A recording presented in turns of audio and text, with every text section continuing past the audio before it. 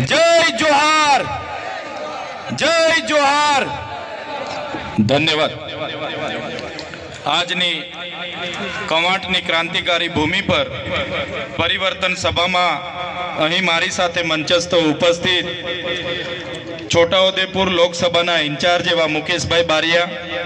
છોટાઉદેપુર જિલ્લાના આમ આદમી પાર્ટીના પ્રમુખ એવા રાધિકાબેન રાઠવા, જેમને આપણે હમણાં સાંભળ્યા એવા મારા નર્મદા જિલ્લાના આમ આદમી પાર્ટીના પ્રમુખ એવા નિરંજનભાઈ વસાવા, આજે 3000 કાર્યકરો સાથે જેઓ વિધિવત રીતે આમ આદમી પાર્ટીમાં જોડાયા છે એવા પરેશભાઈ રાઠવા, સાથે લગામીથી પધારેલા અમારા યુવાન સાથી અને યુવાન આગેવાન એવા રાજેશભાઈ રાઠવા, સાથે આપણા સૌના વડીલ ડુંગરીના માજી સરપંચ એવા ભંગિયાભાઈ રાઠવા, સાથે આપણા કવાંટ તાલુકાના આમ આદમી પાર્ટીના પ્રમુખ એવા નવસિંહભાઈ રાઠવા, સાથે જે આપણા વડીલ છે દરેક સભાઓમાં અમે એમને આમંત્રણ આપીએ અને અમારું માન રાખીને દરેક સભામાં પોતાની હાજરી હોય એવા સરપંચ શ્રી નેમસિંહભાઈ, એમના પુત્ર અને આથા ડુંગરી પંચાયતના સરપંચ એવા આપણા રતનસિંહભાઈ રાઠવા, આજે જેઓ આપણી સાથે વિધિવત રીતે જોડાયા છે એવા આંબા ડુંગરના સરપંચ શ્રી નેવસિંહભાઈ અને મંચસ્થ તમામ વડીલો,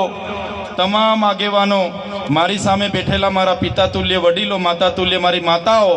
મારા મિત્ર સમાન મારા યુવાન સાથીઓ, કર્મચારીઓ, મીડિયાના મિત્રો, પોલીસ અધિકારીઓ, બધા જ માટે એકવાર આપણે જોરદાર તાળીઓ પાડી લઈશું. સાથીઓ, મંચ પર તમે જોઈ લો, જેટલા પણ અહીંયા આગેવાનો બેઠા છે, એ ચાહે ભંગિયા રાઠવા હોય, રાધિકા રાઠવા હોય, રાજેશભાઈ રાઠવા હોય, એ ચાહે પરેશભાઈ રાઠવા હોય, નિરંજન વસાવા હોય, નવસિંહભાઈ સરપંચ હોય કે અમારા નાગરભાઈ રાઠવા હોય, અમારા મુકેશભાઈ બારિયા હોય કે ચૈતરભાઈ વસાવા હોય,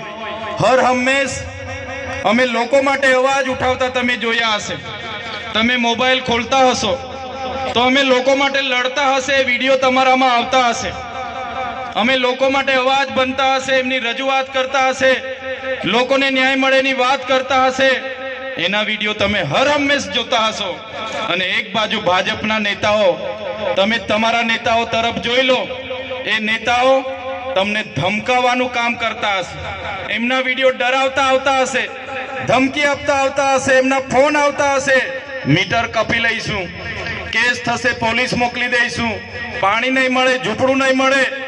એવી વાત કરીને ડરાવે છે કે નથી ડરાવતા? ભાજપના નેતાઓ ડરાવે છે ને.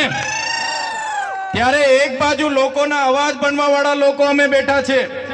તમારી લડાઈ લડવા વાળા લોકો અમે બેઠા છે, અને એક બાજુ આપણા લોકોને ડરાવવાની, ધમકાવવાની, દબાવવાની, રેડ પડાવવા વાળા લોકો બેઠા છે. ત્યારે એની સામે જે આજે તમારી હજારોની ઉપસ્થિતિ છે,